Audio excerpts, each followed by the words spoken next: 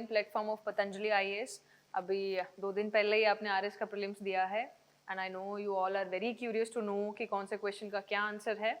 And so I will be discussing the questions, specially जो आपके polity के questions हैं हम उनकी बात करेंगे। उससे पहले मैं आपको एक ब्रीफ आइडिया दे देती हूँ कि किस टॉपिक से आपके कितने क्वेश्चंस आए हैं। या जो एक जनरल एनालिसिस होता है, आपके जनरली 6 या 7 टॉपिक्स होते हैं जिनसे आपके क्वेश्चंस आते हैं। For example you are having history है, polity, geography, economy, then science and technology, maths and reasoning और करंट अफेयर्स। ठीक है, आपका जो पेपर था काफ़ी बैलेंस्ड पेपर था, आपके हर सब्जेक्ट से जो काफ़ी बैलेंस क्वेश्चंस हैं। फॉर एग्जांपल एकदम सटीक है कि हाँ हिस्ट्री से आपके 25 सवाल हैं, that includes art and culture as well. Then आपका पॉलिटी है, पॉलिटी से भी आपके जो है वो ऑलमोस्ट 25 क्वेश्चंस ही आए हैं। ठीक है, then you are having geography, geography में यू हैव 23 क्वेश्चंस। ठीक है, ज्योग्राफी थोड़ा 2 क्वेश्चंस पीछे रह गई है। Then you are having economy, economy में 19 क्वेश्चंस हैं। And then you are having science and technology, science and technology has 18 questions और 18 questions काफ़ी आपको जो है वो मार्क्स स्कोर करने में काफ़ी हेल्प करेगा science and technology. Then we have maths and reasoning, maths and reasoning के आपके लगभग इतने ही क्वेश्चन आते हैं हर साल, that's a static portion. You have 20 questions of maths and reasoning. Then you are having current affairs, current affairs के आपके 20 क्वेश्चंस हैं और जो करंट अफेयर आया है वो आपका काफ़ी अगस्त तक के आपके काफ़ी क्वेश्चंस आए हैं, 1-2 क्वेश्चंस आपके जो है वो सितंबर मंथ के भी हैं। तो अगर आपने करंट अफेयर्स बहुत अच्छे से ट्रैक किया है, आपको सब पता है, तो 20 में से आप 15 क्वेश्चन तो आप आराम से कर पाएंगे। सेकेंड थिंग ये है कि काफ़ी जो रिस्पॉन्स आया स्टूडेंट्स का, देयर सेइंग कि पेपर काफ़ी बैलेंस था, मॉडरेट था।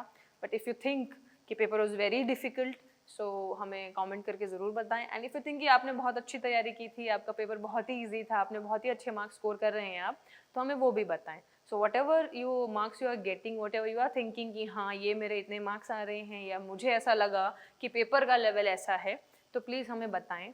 उससे हमें एक एक्सपेक्टेड कट ऑफ पता करने में जो काफ़ी आसानी रहेगी। ठीक है, और आपको भी पता चलेगा कि आपके साथ के जो स्टूडेंट्स हैं या जो पूरा जितने भी एस्पिरेंट्स हैं उनके कितने मार्क्स आ रहे हैं। So you will also get to know. Okay, so I will start with the polity questions. ठीक है, आपके पॉलिटी में अराउंड 25 क्वेश्चंस हैं। 25 क्वेश्चन में से कुछ क्वेश्चंस आपके स्ट्रेट फॉरवर्ड हैं, that belongs to your basic polity. जैसे कुछ चीज़ होती है ना, फंडामेंटल राइट्स हैं, फंडामेंटल ड्यूटीज़ हैं, directive principles of state policies हैं, ये आपके फाउंडिंग स्टोन्स या कहते हैं ना पिलर्स हैं आपके पॉलिटी में, जो आप पढ़ते ही हैं। ठीक है, जैसे आपका पहला क्वेश्चन है, that is about your fundamental duties, which says that संविधान में मूल कर्तव्यों को जिसकी सिफारिश पर सम्मिलित किया गया वो है। आपको सबको पता है, your fundamental duties were added in the constitution based upon a committee, based upon the recommendations of a committee. और क्वेश्चन सीधा स्ट्रेट फॉरवर्ड आपको यही पूछा कि कौन सी कमिटी है। ठीक है, ये फर्स्ट थिंग है जो आप फंडामेंटल ड्यूटी पढ़ना शुरू करते हैं, then you get to know, and that is आपके fundamental duties were based upon the recommendations of Swaran Singh committee. ठीक है, आपके 10 फंडामेंटल ड्यूटीज ऐड हुई थी through 42nd constitutional amendment act. It was your 42nd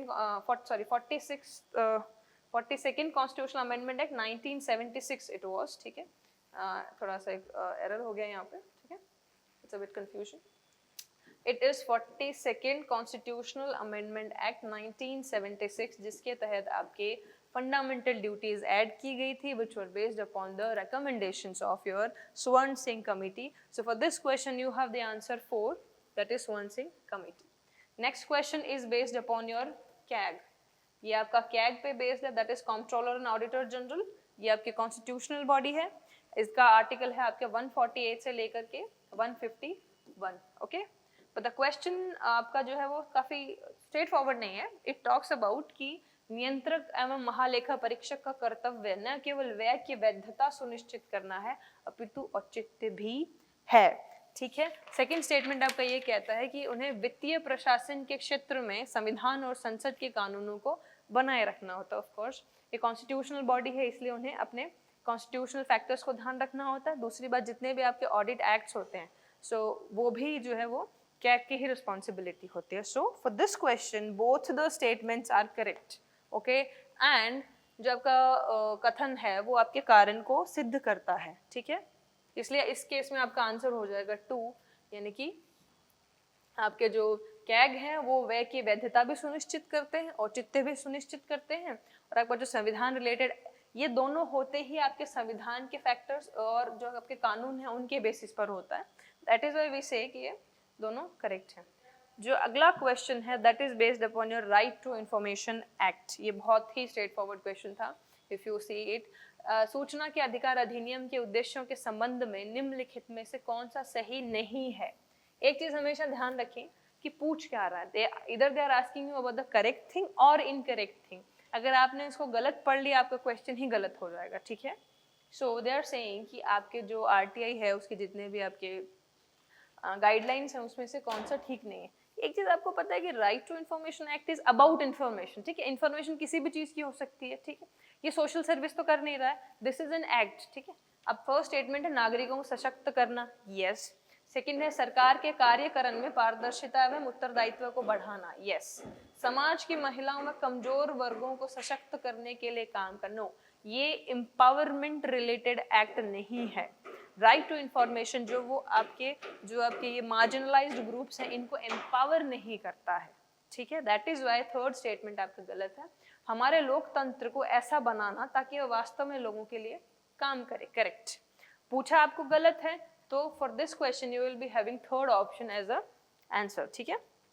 next question, next is Rajasthan विधानसभा के प्रक्रिया तथा कार्य संचालन संबंधी नियमों के अनुसार निम्नांकित में से कौन से विभाग के प्राक्कलन समिति कै के नियंत्रणाधीन नहीं है। अगेन आपको वही चीज हो रही है कि पूछा है कि कौन सा इसके अंडर नहीं आता है। दैट इज आपके जो भी rules of procedure and conduct of business है उसमें which of the following is not included. सार्वजनिक निर्माण विभाग आपका इंक्लूडेड है, ठीक है। वित्त विभाग भी आपका इंक्लूडेड है and the educational department that is option number 4 is also included. So गृह विभाग जो that is your home department वो आपका इंक्लूडेड नहीं। ये थोड़ा सा आप कह सकते हो कि इट्स अ वेरी बहुत डीप में क्वेश्चन आ गया है, तो अगर आपको नहीं भी आता है सो नो बिग डील। वैसे भी पूरे 150 आपने अटेम्प्ट नहीं करने होते हैं ना, ठीक है। नेक्स्ट, राजस्थान उच्च न्यायालय के निम्नांकित न्यायाधीशों में से कौन राजस्थान सरकार में राज्य मंत्री के पद पर आसीन रहे हैं। दे आर टॉकिंग अबाउट कि इनमें से कौन से जो जस्टिस हैं या जो आपके जज हैं वो आपके राजस्थान सरकार में राज्य मंत्री भी रहे हैं। And this again is very particular question, it is very difficult कि आपको ये आता भी हो, but for this question your answer is justice Farooq Hasan, ठीक है।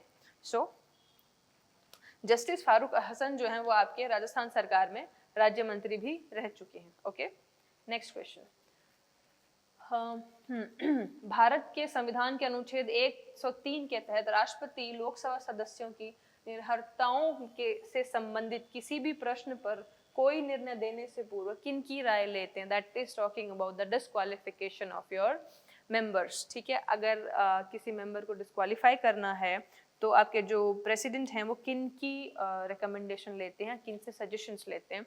That is your election commission, that is your निर्वाचन आयोग। अगर आपके किसी भी मेंबर को डिस्क्वालीफाई करना है तो डिस्क्वालीफाई प्रेसिडेंट करेंगे no doubt, but he will get the suggestion of your election commission, ठीक है। राजस्थान के अगला क्वेश्चन, राजस्थान के निम्नांकित मुख्यमंत्रियों में से कौन लोकसभा के सदस्य नहीं रहे हैं। Again this is a very typical question, या आप कह सकते हैं ना बहुत स्पेसिफिक हो गया या फैक्चुअल क्वेश्चन हो गया, सो इट्स वेरी डिफिकल्ट। हो सकता है आपने ना किया हो, नो प्रॉब्लम, और हो सकता है मेजोरिटी का ये गलत हुआ हो। सो इनमें से जो है वो अगर आप ऑप्शन जो सी है दैट इज टीकाराम पालीवाल, अगर आप इनको हटा देते हैं ये रह चुके हैं मेंबर, तो बाकी जो तीन हैं हरिदेव जोशी, भैरव सिंह शेखावत एंड बरकतुल्ला खानक, ये सदस्य नहीं रहे हैं। So if you remove option number C you get your answer, that is third, that is A, B and D, okay। ये थोड़ा factual question है, ठीक है। next question is okay, this is a very famous guideline और famous case है आपका विशाखा व अन्य बनाम राजस्थान राज्य। आपकी इसी केस के ऊपर बेस्ड है आपकी विशाखा गाइडलाइन आई थी, ठीक है। और उसी विशाखा गाइडलाइन के बेसिस पे आपके prevention of sexual harassment act जो है वो आपका बना था 2013 and it is very very important. हो सकता है आपको मेंस में भी इससे रिलेटेड कोई क्वेश्चन मिल जाए। एंड दिस गाइडलाइन और this case was against the sexual harassment of women at your work place. So for this question you have answer number 4, that is कार्यस्थल पर महिलाओं के यौन उत्पीड़न की रोकथाम से ये रिलेटेड है। ये बहुत इंपॉर्टेंट टॉपिक है, सो इसका ध्यान रखें। नेक्स्ट इज मुख्यमंत्री चिरंजीवी स्वास्थ्य बीमा योजना, ये आपका सोशल जस्टिस का क्वेश्चन है, ये आपका करंट अफेयर्स रिलेटेड है एंड ये आपका न्यूज में था। it is also possible कि you can get a question in mains maybe for 2 mark or 5 mark. 2 mark में आपको पूछ लेंगे कि भाई ये स्कीम कब शुरू हुई या इसमें कौन कौन इंक्लूडेड है, and if it comes for 5 marks then you will get a complete कि आप इनके फीचर्स बता दो, जैसे आप 5 फीचर्स बता दें, तो ये एक पॉसिबिलिटी है, ठीक है। ओके, इनके अगर आप फीचर्स देखें तो इसका फर्स्ट स्टेटमेंट जो है वो करेक्ट है। आपके यहाँ इतने 1576 टाइप के आपके पैकेजेस ये सब अवेलेबल हैं, और आपके जो है वो गंभीर बीमारियों के लिए आपको 4.5 लाख रुपए की राशि का आपका इंश्योरेंस है, एंड ये आपका 1 मई 2021 से ही शुरू हुआ था। आपका जो प्रॉब्लम है that is in the third statement, जिसमें ये कह रहे हैं कि मरीज जिस बीमारी के लिए अस्पताल में भर्ती होता है उसके 5 दिन पहले, ठीक है, this is correct, but discharge के 10 दिन बाद तक अस्पताल में की गई जांचों, दवाइयों व परामर्श शुल्क का व्यय पैकेज भी राशि में सम्मिलित है। राशि में पैकेज पूरा सम्मिलित है, लेकिन 10 दिन का नहीं है, वो 15 दिन का है। आप जब भी ट्रीटमेंट खत्म होता है उसके ट्रीटमेंट खत्म होने के 15 दिन बाद तक आपका जो भी खर्चा होता है वो इस स्कीम के तहत उठाया जाएगा। सो आप देख रहे हो स्कीम जो भी है, जो भी schemes if you are studying, अगर आप मेंस के लिए भी पढ़ते हैं उनके फीचर्स थोड़ा सा ध्यान से पढ़े। 5 दिन है, 15 दिन है, 10 दिन है, लिखा क्या है, ठीक है। चले नेक्स्ट क्वेश्चन।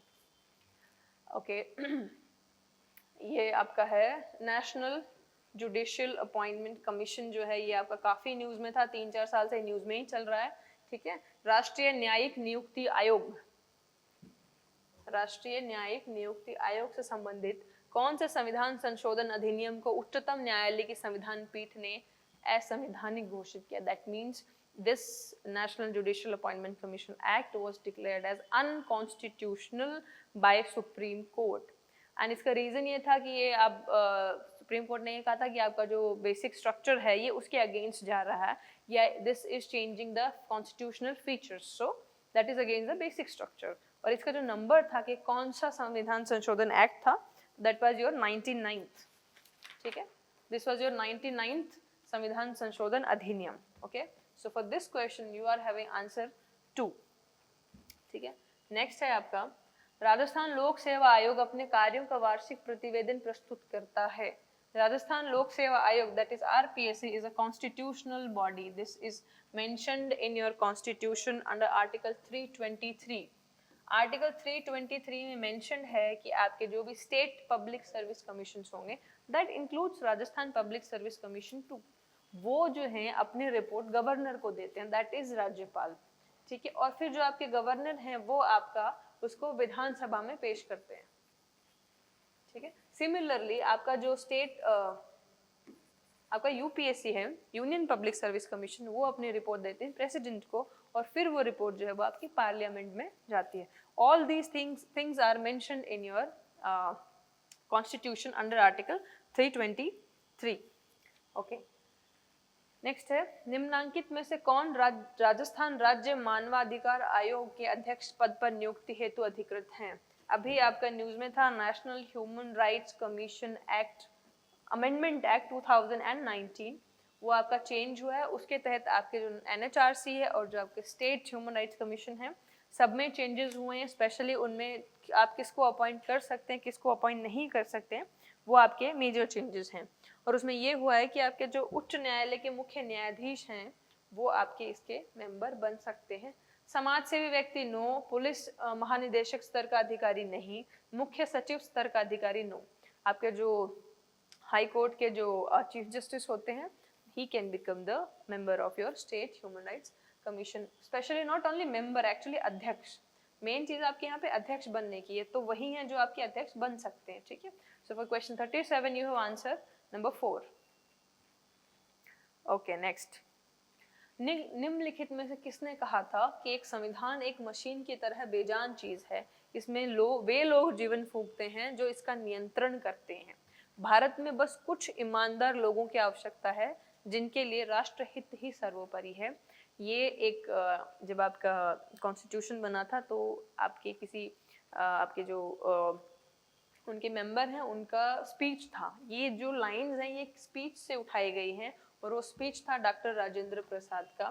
कॉन्स्टिट्यूशन बनने के बाद उन्होंने स्पीच दिया था, उसमें से उनकी लाइंस उठाई गई हैं। So this statement was by doctor Rajendra Prasad, ठीक है। निम्नलिखित में से, आपका जो next question that is question 39, निम्नलिखित में से नागरिक अधिकार पत्र that is your citizen charter, ठीक है, we call it as citizen charter, के मूल तत्व में कौन सम्मिलित नहीं है। एक्चुअली आपकी पूरी की पूरी एक लिस्ट है जिसमें पूरा मेंशन किया हुआ है कि सिटीजन चार्टर में आपके क्या क्या आता है, क्या क्या नहीं आता है। तो आपको जो पहले 3 ऑप्शंस हैं, all these 3 are included in the आपके जो मेन फीचर्स हैं सिटीजन चार्टर के, उसमें जो आपका लास्ट ऑप्शन है that talks about to expect any public record, that is किसी लोक अभिलेख की अपेक्षा करना, आप ये नहीं एक्सपेक्ट कर सकते हो कि आपको कोई पब्लिक रिकॉर्ड अवेलेबल करा दिया जाए, ठीक है। So for this question your answer will be point number 4. Next question आपका ये है, भारत के उच्चतम न्यायालय के मुख्य न्यायमूर्ति का सही क्रम बताइए। आपके जो भी चीफ जस्टिस ऑफ इंडिया रह चुके हैं, so they are asking about their order. तो आपका जो फर्स्ट ऑप्शन है that talks about H.L. Dattu, T.S. Thakur and Jagdish Singh Kehar, ये तीनों आपके सीक्वेंस में हैं। He was your 42nd Chief Justice, he was your 43rd Chief Justice, and Mr. Jagdish Singh Kher were your 44th Chief Justice of India. So for this one, your answer will be option number 1. Okay. Next question है आपका, गुरुमुख निहाल सिंह। गुरुमुख निहाल सिंह आपके first governor थे राजस्थान के, ठीक है। आपको ये पूछा है कि उनको जब कौन से दिन उनको अपॉइंट किया गया था। दे आर टॉकिंग अबाउट कि योर फर्स्ट गवर्नर जो है राजस्थान के, व्हेन वाज ही अपॉइंटेड। ये कुछ पर्टिकुलर डेट्स हैं, ऑफ कोर्स आप हर डेट नहीं याद कर सकते हैं, इट्स वेरी डिफिकल्ट कि आप हर एक गवर्नर का अपॉइंटमेंट डेट याद करें, देन आपके चीफ मिनिस्टर्स हो जाते हैं, फिर काफ़ी मिनिस्टर्स भी हैं, so you can not remember them. तो इट्स, अगर आपने नहीं अटेम्प्ट किया तो नो बिग डील, बट इसका आंसर है आपका 1 नवंबर 1956।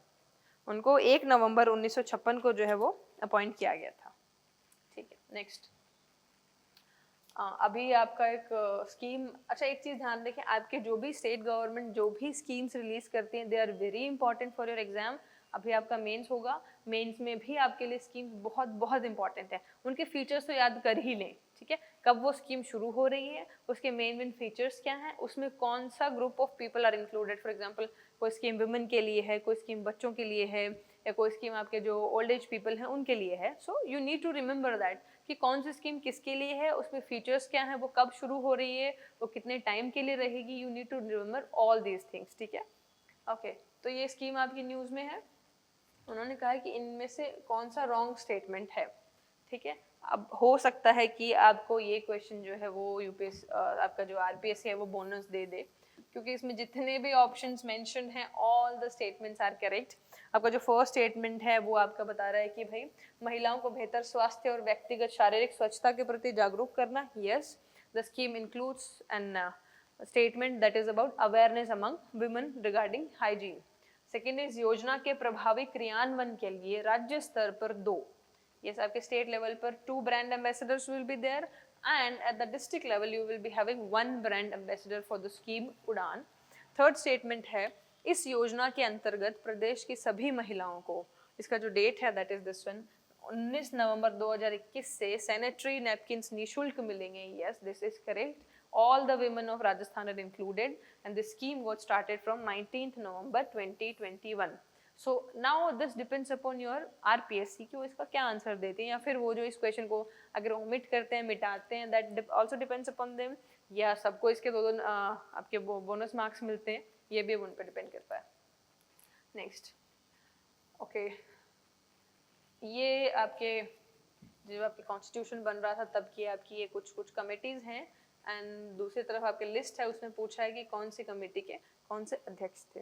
तो एक बेसिक हमें पता है कि जो ड्राफ्टिंग कमेटी थी ये तो सबको मालूम होगा, और इसीलिए आपके ऑप्शंस भी ऐसे आएंगे। अगर आपको ये पता है कि जो ड्राफ्टिंग कमेटी है वो आपके BR अम्बेडकर साहब ने बनाई है, जिसे D का 1 है, बट आपके हर ऑप्शन में जो है वो D का 1 ही है। So you can do nothing, आपको बाकी भी पता होनी जरूरी है, ठीक है। ठीक है, तो नेक्स्ट है आपकी संघ शक्ति। संघ शक्ति जो है वो ये वाली कमिटी जो है ये इनके चेयरमैन जो है वो जवाहरलाल नेहरू साहब थे, ठीक है। So for option C you have 2 as an answer. So आपका या तो थर्ड होगा ऑप्शन में या आपके फोर्थ वाला होगा। उसके बाद आपका एक बच गया है committee that is related to fundamental rights, and other one is your कार्य संचालन कमेटी। तो जो आपके फंडामेंटल राइट्स वाली कमेटी है, ये इनके चेयरमैन थे आपके सरदार वल्लभ भाई पटेल, एंड जो आपके कार्य संचालन है that was done by your KM Munshi. So for option A, that is about मूल अधिकार, that goes for option number 4. तो A का हो जाएगा 4. अगर A का 4 है, 2 का आपका हो जाएगा 3, that is KM Munshi. So you get answer number 4. ठीक है.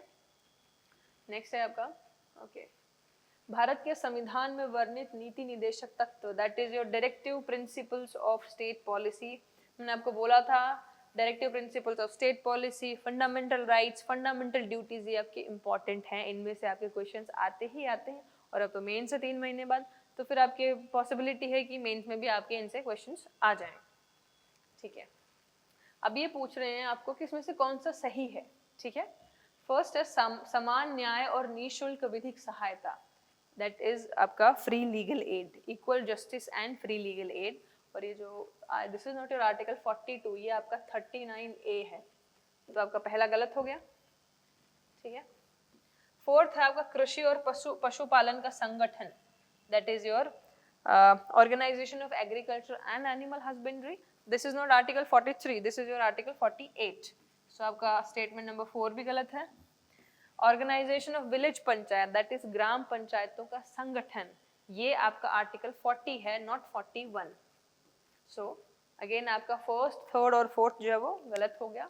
जो स्टेटमेंट 2 है दैट इज पुरुषों और स्त्रियों दोनों का समान कार्य के लिए समान वेतन हो, that is equal pay for your equal work. ठीक है. There is equal pay for equal work for both man and women. So for that we have article number 39. ठीक है. सो आपका for question number 44 your statement number 2 is correct. So आपका answer हो जाएगा 2. Okay. Next question. This is about your formation of state legislative council. आपके हर state में एक स्टेट लेजिस्लेटिव असेंबली होती है, but in some states we are having state legislative council as well. जरूरी नहीं है कि आपके हर स्टेट में वो हो, बट इफ यू वांट, अगर एक स्टेट चाहता है कि उसके स्टेट लेजिस्लेटिव काउंसिल हो, सो उसका एक प्रॉपर प्रोसीजर है जो कि आपके कॉन्स्टिट्यूशन में दिया गया है, और उसी से रिलेटेड है आपका आर्टिकल नंबर 169. ठीक है. आपका क्वेश्चन ये पूछ रहा है कि इसमें कौन सा स्टेटमेंट सही है regarding formation of state legislative council. ठीक है. There are 4 statements. राज्यपाल पर कोई बाध्यता अधिरोपित नहीं करता है कि वह संकल्प को राष्ट्रपति के विचार हेतु आरक्षित करे, नहीं. This is the responsibility of governor कि अगर आपका कोई ऐसा प्रपोजल आता है तो वो आपका प्रेसिडेंट के पास भेजा जाए. So first statement is wrong. Second है केंद्र सरकार पर बाध्यता अधिरोपित करता है कि वह संसद में विधि निर्माण हेतु कार्यवाही करे, नहीं. ये आपके जो पार्लियामेंट है उस पर ये कोई बाउंडेशन नहीं है कि अगर आप किसी स्टेट गवर्नमेंट ने प्रपोजल भेजा है कि हमने स्टेट लेजिस्लेटिव काउंसिल बनानी है तो वो उसको कंसीडर करें ही करें. So that is wrong. उसके बाद आपका हो गया है. ठीक है. राज्यपाल पर बाध्यता अधिरोपित करता है कि वो संकल्प को राष्ट्रपति के विचार हेतु आरक्षित करे, नहीं. आपका ये वाला भी जो ऑप्शन है वो आपका गलत है. फोर्थ स्टेटमेंट इज केंद्र सरकार पर कोई बाध्यता अधिरोपित नहीं करता कि वह संसद में विधि निर्माण हेतु कार्यवाही करे. एक्चुअली अगर प्रपोजल है गवर्नर के पास गया है तो उसमें कुछ कंडीशंस होती हैं, बेस्ड अपॉन दोज कंडीशंस ही वो प्रेसिडेंट के पास जाएगा. अगर वो कंडीशन फुलफिल कर दी हैं तो आपका प्रेसिडेंट को भेजना पड़ेगा. अगर कंडीशंस फुलफिल नहीं हुई हैं तो वो पर्टिकुलर जो आपका प्रपोजल है for formation of state legislative council तो वो आपका प्रेसिडेंट के पास नहीं जाएगा. ठीक है. फोर्थ स्टेटमेंट है कि भाई हाँ, दूसरी बात ये है कि केंद्र सरकार बाउंड नहीं है. स्टेटमेंट नंबर 2 में वो कह रहे हैं कि state government is bound, no. And fourth statement में दे आर टॉकिंग कि वो स्टेट सेंट्रल गवर्नमेंट जो है वो बाउंड नहीं है. यस, आपका सेंट्रल गवर्नमेंट बाउंड नहीं होती है when it comes to state legislative council. So for this question your answer will be 4. Okay. Next question.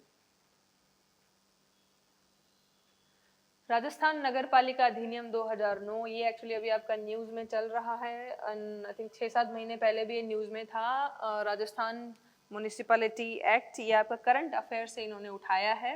And the question talks about कि राज्य सरकार द्वारा नगर परिषद में अधिकतम कितने व्यक्ति नाम निर्दिष्ट किए जा सकते हैं। दैट मीन्स कि आपका जो स्टेट गवर्नमेंट है वो मैक्सिमम कितने लोगों को अपॉइंट कर सकती है, दैट इज लाइक नॉमिनेट कर सकती है कि हाँ ये हमने नॉमिनेट किए हैं, ये उसके मेंबर होंगे ही होंगे। And they are talking about maximum. कुछ का इलेक्शन होता है, there are two types of, one is nominated और one is elected, so the question is about nominated. ठीक है, तो आपके मैक्सिमम 8 लोग हैं जिनको आपका स्टेट गवर्नमेंट जो है नॉमिनेट कर सकती है। ठीक है, नेक्स्ट क्वेश्चन इज राज्य निर्वाचन आयोग, that is your state election commission. State election commission आपका कॉन्स्टिट्यूशनल बॉडी है under article 243K। Your article is 243K। ठीक है, so this two statements are regarding state election commission. ठीक है, द फर्स्ट स्टेटमेंट इज आपका जो राज्य निर्वाचन आयोग है वो बना था आपका दिसंबर 1994 में। नो 1994 ठीक है, बट यहाँ पे एक थोड़ा सा आरपीएससी ने खेल लिया है, that is this was not formed in December, this was formed in July. ठीक है, सो यहाँ पे आपकी गड़बड़ हो गई, ये आपका जुलाई में बना था ना कि दिसंबर में बना था। ठीक है, इसका एक सचिव, स्टेटमेंट 2 इज इसका एक सचिव होता है जो राज्य का मुख्य निर्वाचन अधिकारी भी होता है, जिसको हम कहते हैं chief electoral officer. Yes, this is correct. आपका जो सेक्रेटरी है he will act as chief electoral officer of the state. So आपका फर्स्ट स्टेटमेंट जो है वो गलत हो गया and your second statement is correct. So your answer will be 2, that is केवल स्टेटमेंट नंबर 2 सही है। ठीक है, उसके बाद आपका अगला सवाल है ओके, लोकायुक्त आपका काफी टाइम से न्यूज में, ये आपका करंट अफेयर बेस्ड है क्योंकि अभी आपके रिसेंटली जो हैं राजस्थान के लोकायुक्त अपॉइंट किए गए हैं, that is mister Pratap Krishna Lohra. ठीक है, अभी रिसेंटली मिस्टर प्रताप कृष्ण लोहरा को आपके स्टेट का लोकायुक्त अपॉइंट किया गया है, इसलिए आपका ये क्वेश्चन आया है। ठीक है, and the question talks about कि इनमें से कौन सा कथन सही है, बट हो सकता है कि आपको फिर से ये बोनस मिल जाए क्योंकि इसमें जो स्टेटमेंट नंबर फर्स्ट है दैट इज वह राज्यपाल द्वारा नियुक्त विधानसभा के प्रति उत्तरदायी होता है, ये आपका गलत है। He is not responsible to your state legislative assembly, तो आपका ए गलत हो गया। बट प्रॉब्लम ये है कि आपका ए जो है ना वो हर ऑप्शन में है। ठीक है, ए इज इन एवरी ऑप्शन। ठीक है, बट जो स्टेटमेंट नंबर 2 है दैट सेज उनका क्षेत्राधिकार मंत्रियों, राज्य विधानसभा के सदस्यों एवं उच्च लोक सेवकों तक फैला है, ये स्टेटमेंट आपका करेक्ट है। बाकी तीनों स्टेटमेंट्स आपके करेक्ट हैं। He considers the cases of corruption and maladministration, that is भ्रष्टाचार एवं कुप्रशासन। Yes, this is correct. His job is confined to investigate allegations and not grievances, that is उनका कार्य आरोपों की जांच करना है ना कि शिकायतों की, ये भी सही है। आपके तीनों स्टेटमेंट सही हैं, बट आपका जो फर्स्ट स्टेटमेंट है वो गलत है। प्रॉब्लम ये है कि वो जो पहला स्टेटमेंट है वो आपके हर ऑप्शन में है। So now this question again goes to RPSC, वो क्या कंसीडर करते हैं इस पे या वो क्या जवाब देते हैं, that's up to you, that's up to RPSC.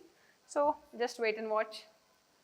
Next है राजस्थान पंचायती राज अधिनियम 1994 की किस धारा को संशोधित करके आपका जो ग्राम सेवक है उनका नाम बदल के ग्राम विकास अधिकारी कर दिया गया था। अब ये काफी डीप में क्वेश्चन चला गया है, सो चांसेस हैं कि आपको ना पता हो, एंड अगर नहीं पता है तो फिर it's not right decision to attempt it, but मैं आंसर बता देती हूँ।